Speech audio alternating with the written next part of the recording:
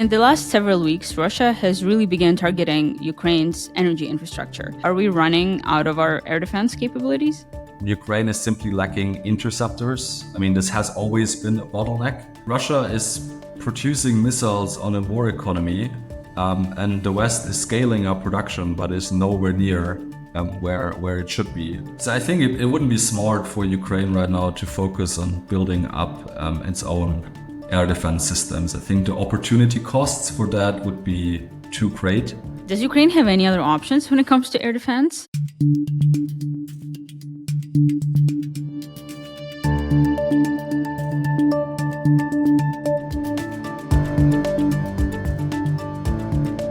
Hi everyone, and welcome to This Week in Ukraine, a show where the newsroom of the Kyiv Independent explains Ukraine's biggest events in just under 30 minutes. I'm your host, Anastasiia Lapatina. Today, we're talking about Russia's recently intensified attacks against Ukraine's energy infrastructure and what challenges that poses to Ukraine's air defense. I'm joined by Fabian Hoffman, a doctoral research fellow at the University of Oslo, who focuses on defense, missile technology, and nuclear strategy. Mr. Hoffman, welcome to the show. Hi, thanks for having me. But before we get into the interview, I'll remind you guys really quickly to please subscribe to the Kyiv Independent wherever you're listening to this show, whether that's on YouTube or on audio platforms. Leave reviews, like our content, leave comments. It only takes a second for you, but really helps us because your comments and your feedback is what helps YouTube algorithms promote the show so more people will stay informed about the war in Ukraine. So on March 25th, just several days ago, Russia attacked Ukraine with its newest missile called Zircon. And it's reportedly only the second time that Russia has ever used this missile. The first time was in Ukraine just over a month ago in February. So could you just start by telling us, how is this missile, Zircon, different from other missiles that Russia has used in Ukraine in the past? Does it present some sort of unique challenge?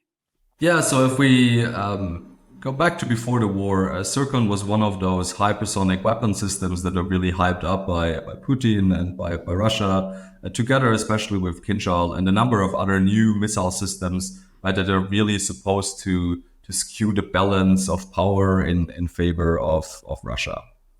Now we actually have our first insights into what is Zircon after we could look at the wreckages that were retrieved and analyzed. After all, similar with previous hyped up Russian weapon systems, it's not that special. That doesn't, of course, mean it does not represent a challenge. So what Zircon essentially is, it's a very fast cruise missile that approaches from a high altitude and then goes into a shallow dive. So it's not. In that sense, it's maybe in terms of its trajectory, it's a bit more comparable to a ballistic missile that goes really high up and then comes down, compared to a subsonic cruise missile like the Caliber or the KH-101s, which have been used at really large scale by Russia, which approach their target usually at a really low altitude and also with subsonic speeds. This specific trajectory, so coming in from a relatively high altitude and with really high speed, and what I've seen also, and this is not 100% confirmed, but for example, Zircon also has a second rocket booster apparently that once again provides an additional amount of velocity really at the terminal stage of the flight.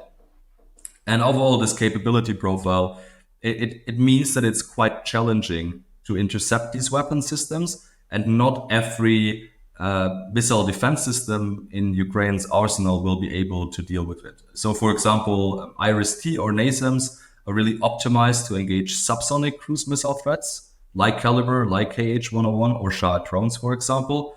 But they would, for example, struggle or not be capable of dealing with the Zircon.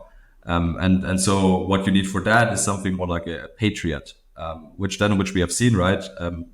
PAC-3 MSE interceptors have apparently been able to shoot down Zircon. So definitely something you can deal with, but it represents somewhat of a unique challenge.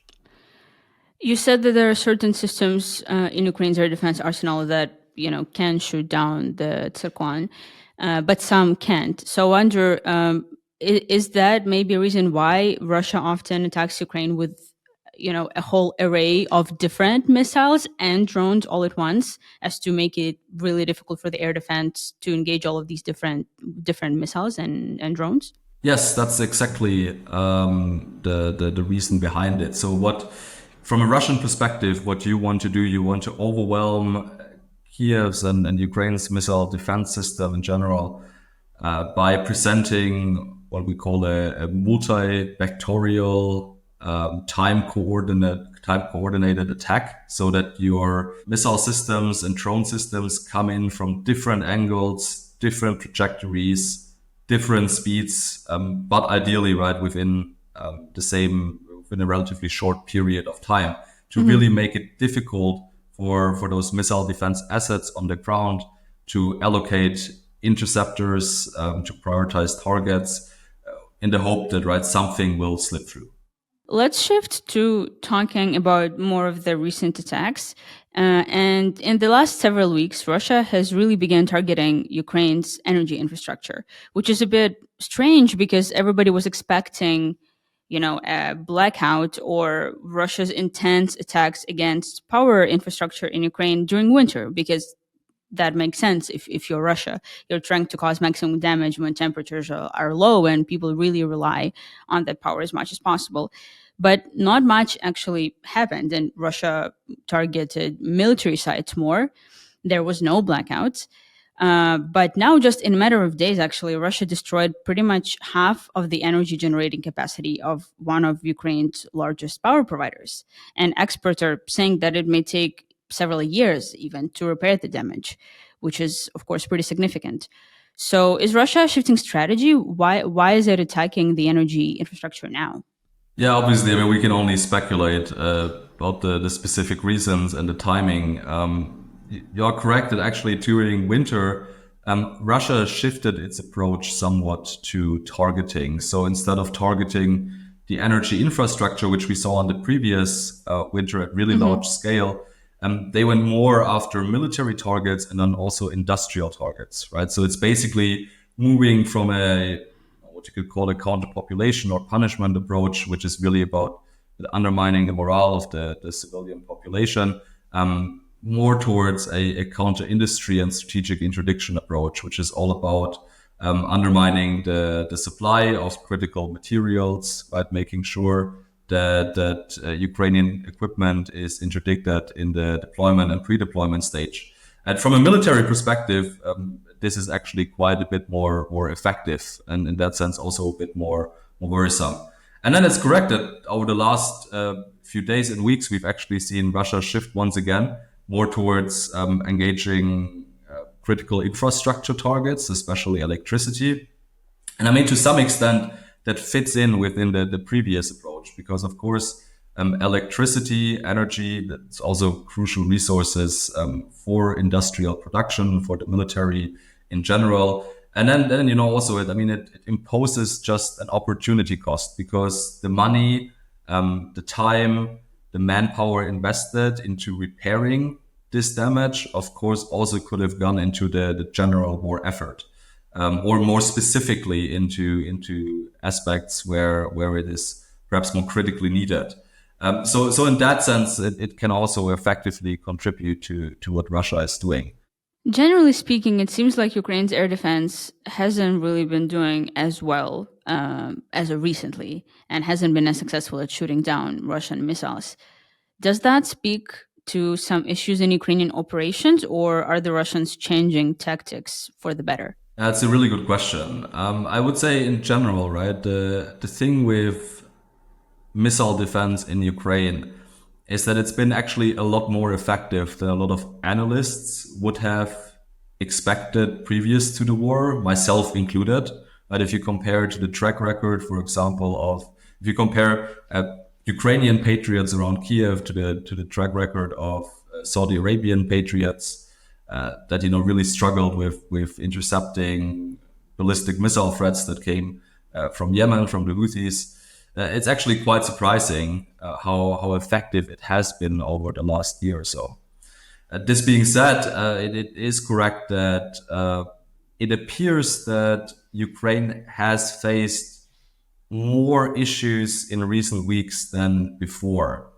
in general, Ukraine never received enough air defense assets to cover the whole country. So Ukraine always had to prioritize and shield specific geographical areas and installations more than others. So what we've seen, for example, is that generally speaking, the missile defense shield around Kiev has been very effective, including in dealing with these multi-vectorial time-coordinated attacks where you suddenly have drones, cruise missiles, and ballistic missiles all arriving at the same time. And we've seen repeatedly, right, that Ukraine has managed to intercept 100% of these incoming threats and none slip through. And so again, right, we without direct insights into what essentially is military intelligence, we can't say for sure what's happening. We can, of course, speculate about the reason. So it might be, for one thing, that Ukraine is simply lacking interceptors. I mean, this has always been a bottleneck, and Ukraine has asking for months now for more interceptors from Western states. And if they do not keep coming at the speed that they should, I mean, especially with US aid not arriving in Ukraine, then it could also just be that sure, you have the launcher capabilities, but you simply do not have the interceptors available to shoot at all the incoming targets. Or generally speaking, doctrine also says that, for example, if you're dealing with a short-range ballistic missile, that you should fire 3 interceptors at it. This is what US doctrine says. This is what Saudi Arabia does in when dealing with Houthi ballistic missiles. But now if you basically have a very limited supply of Patriot interceptors, if you're Ukraine, you might say, okay, look, best I can do is fire 1 or 2 interceptors. And that, of course, then also lowers the kill probability that you have in terms of intercepting the missile. So I could imagine that this is one reason. It's of course also possible, right, that Russia has been adapting throughout the war, that they found a way to make their missile attacks somewhat more effective. I haven't seen direct insights or direct indications, that would indicate that Russia, for sure, has really changed something and it's better now.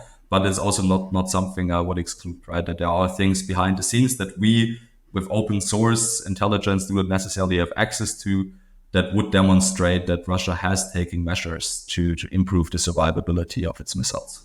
It's kind of crazy that we're talking about this now because, as I said, there was an air raid, and now people are reporting that allegedly there might be ballistic missiles incoming from the north. So we're gonna see how that goes. So let's get into the technicalities of all of these systems. What are the different air defense systems that Ukraine has at its disposal? And just briefly, what are some of their differences and what missiles they can be working with, shooting down? Sure.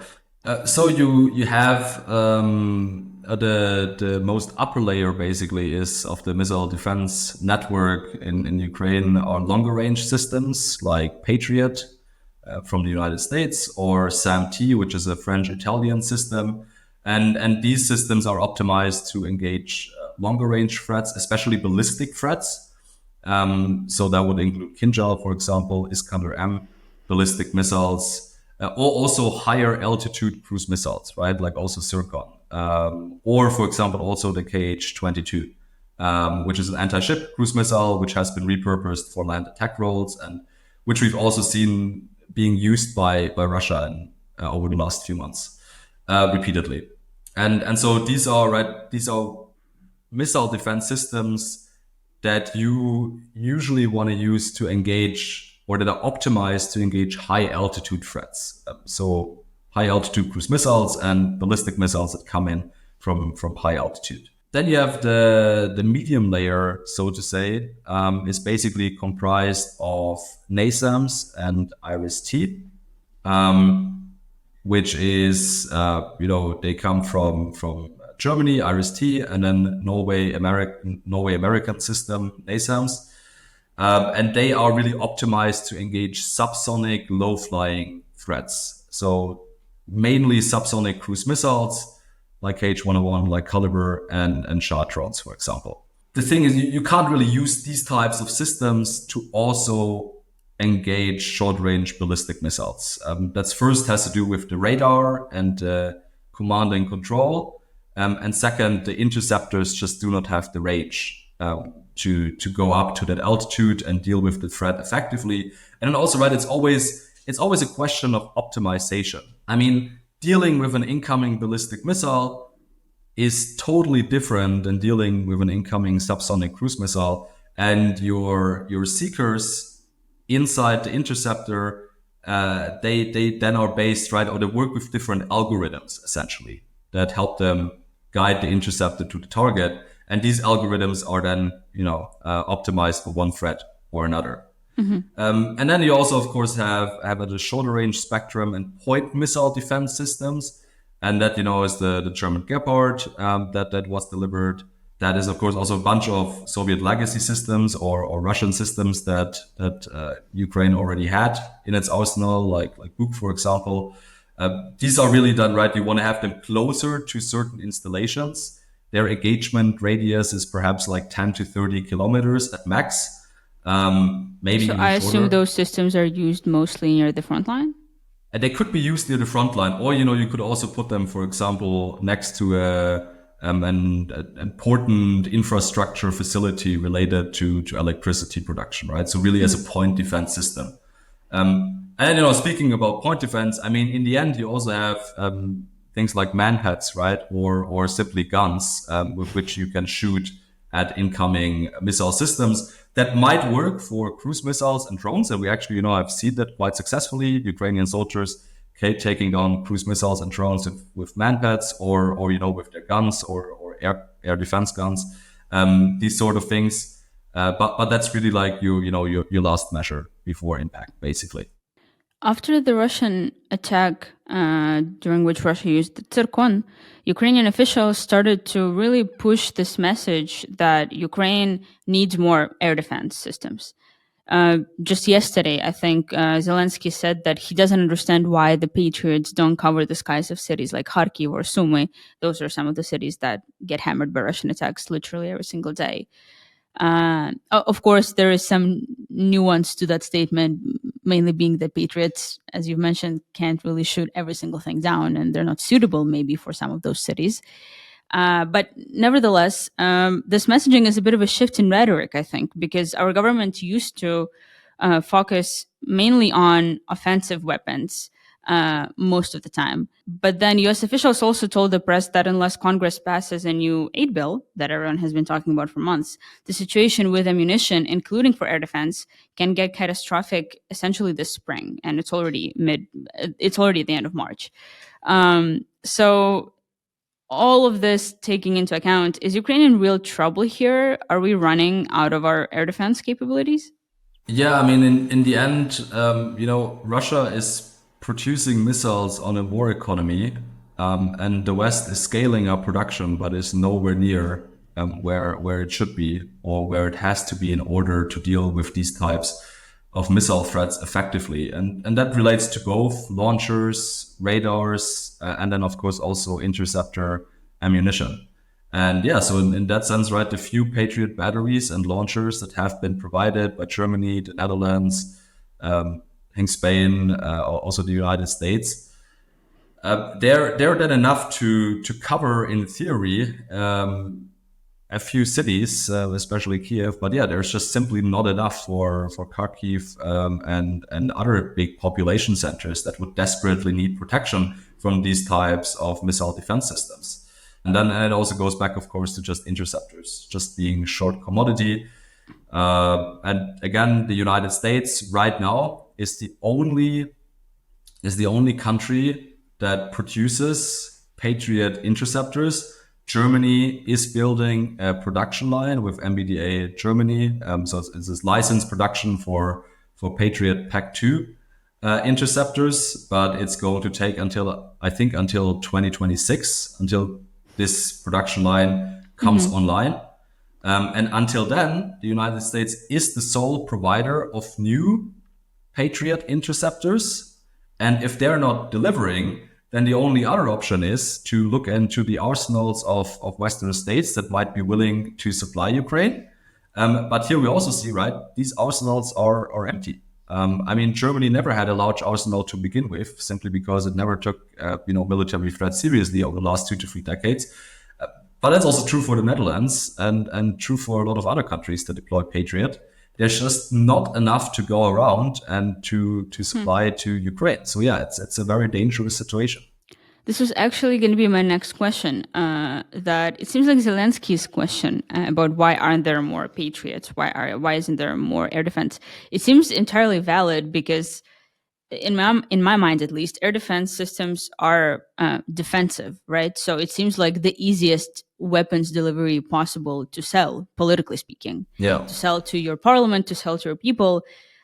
It's not a HIMARS or it's not a Taurus, So why isn't Ukraine getting more of the systems? Is it just because, as you've said, Europe itself and America, they're just running low on them? They never produced as many? Yeah, it's certainly that. Another factor for sure is that while, for a state like Germany, it would be politically rather easy to justify spending on these type of weapon systems. In the end, interceptors and missile defense, these things are really, really expensive. Often the interceptor is more expensive than the missile system itself. Not always, but quite a few times, so quite often, I would say. And then, as I said earlier, often you ideally also want to shoot 2 or 3 against the incoming targets, especially when you deal with ballistic missile threats, just to make sure that you get a really high probability of intercept. And then, the financial costs of missile defense very soon increase very much. And that's always been the case, and I think that's always why it's been. While it may have been a politically easy sell, it was always a financially tough one, and that's especially right in the West. And I think that's maybe a bit underappreciated. That's also where the West has to critically look back at its own policies. In contrast to the struggles that Ukraine is facing, can you tell us a bit about the state of Russian missile production? I think you've alluded a little bit to the fact that, of course, the Russian economy has fully transformed itself into being a war economy. So do we know how many missiles does Russia have, or what's the rate at which they're producing it? And what does that say about the threat that poses to Ukraine? Yeah, so obviously I can only talk about what I've seen from open sources. So right, like classified insights might look totally different, but it appears that Russia has produced around 50 to 60 cruise missiles per month prior to the war, and around 5 to 10 short-range ballistic missiles.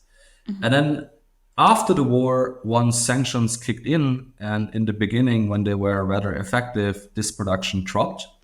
And then after Russia was able to deal better with the sanctions, production increased again, and it appears now that it has surpassed actually initial production if you compare it to the beginning of the war. So there are various estimates out there. I mean, I've seen that, for example, Russia is right now producing around 100 cruise missiles per month and 20 to 30 short-range ballistic missiles. I can't, without better insights, I think you have to be really careful with these estimates. But I would say, as a ballpark number, that seems rather realistic. And I think it is also unfortunately realistic to assume that Russia has been able to now or to outscale its production compared to the beginning, or where it has been in the beginning of the war.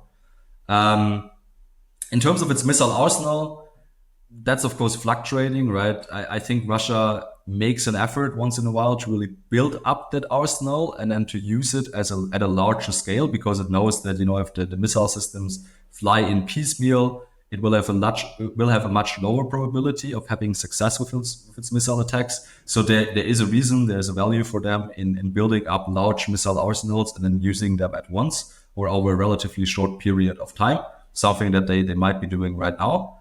But in the end, of course, right, they will always retain a reserve stockpile. That's something they have to do, simply because, also for Russia, it's not completely They can't completely exclude the fact that NATO might at one point be directly involved in the conflict, or that it might escalate. So you want to retain a reserve stockpile. I would assume of a couple hundred cruise missiles, and ideally maybe 100 to 200 short-range ballistic missiles at the minimum.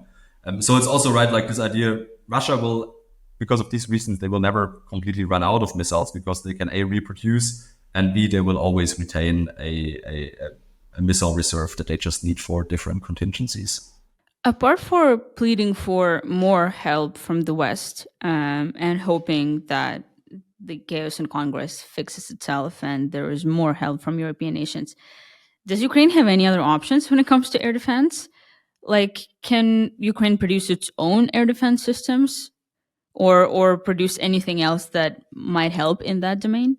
So I think it wouldn't be smart for Ukraine right now to focus on building up its own air defense systems. I think the opportunity costs for that would be too great.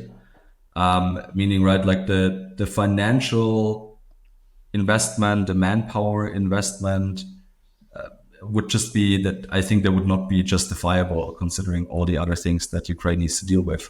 I think the best thing that Ukraine can do in terms of investing in its missile defense is actually building up its own offensive strike capability. Get to the point where you can engage those launcher facilities inside Russia. And Ukraine has a couple of missile programs ongoing. The Neptune, which is an anti-ship cruise missile, but has been also repurposed or has been used for land attack purposes. There's the Korshun, probably pronounced it completely wrong, which is a land attack cruise missile, which is somewhat based on the Neptune and also on a Soviet legacy product, which has a much longer range, which could be used effectively in that role, right, as a counter-strike role. And then, of course, you also have the Sapsan, which is a short-range ballistic missile, which would also be very effective in terms of being used to engage Russian launcher facilities, both maritime and aircraft facilities, right, that enable these types of missile attacks. And I think this is really, right, this should be a priority for Ukraine to work on that. As I see it right now, Ukraine has prioritized in recent months its long-range drone production, which, you know, I mean, we see how effective it is. So I'm not saying this was a wrong decision. But I would say, right, Ukraine should also make an effort to advance these cruise and ballistic missile programs because they can do substantial damage to Russia, and they might be a more effective way of dealing with these types of missile attacks, so intercepting them when they're still on the ground rather than up in the air. We're now going to be moving to the community question of today's episode. I'll remind you guys to please go to kyivindependent.com/membership to subscribe to the Kyiv Independent. It only takes a second. There are several tiers of support, including a one-time donation or a monthly membership in our community. And you get really cool perks like access to exclusive discussions with editors and journalists. And also our favorite perk, you get to send us in questions before every single episode of the podcast. And we try to incorporate as many of them as we can throughout the episode. So this time, the community member is wondering, what impact will the arrival of F-16's fighter jets make in terms of Ukraine's air defense capability? I think in terms of right, like real missile defense, I think F-16s will not be able to intercept Russian strategic bombers that deploy cruise missiles. I think, right, they still launch them too far inside Russia, and the Ukrainian F-16s, they don't have the range or the equipment to deal with this kind of threat. However, I think where F-16s are actually, where they hopefully can be quite effective, is in terms of dealing with this new threat of Russian glide bombs, which has been a huge issue, especially for troops deployed on the front line. And, you know, now unfortunately, Russia has also started to use them against civilian targets at a greater scale. So this is really, I think, quite a threatening situation right now for Ukraine. And hopefully F-16s, they can deal with those Russian fighter jets that deploy these glide bombs because they have to fly closer to the front line. And if F-16s are equipped with the right radars and the right weapon systems, they certainly have the range to shoot down these incoming Russian fighter jets before they can deploy their glide bombs. Well, Mr. Hoffman, thank you so much. It was very interesting to listen to you. Yeah, thank you so much for having me. It was a pleasure.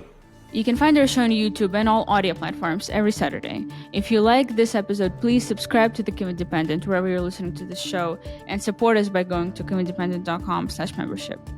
Also, support us by following Kyiv Independent on social media on Facebook, X, and Instagram.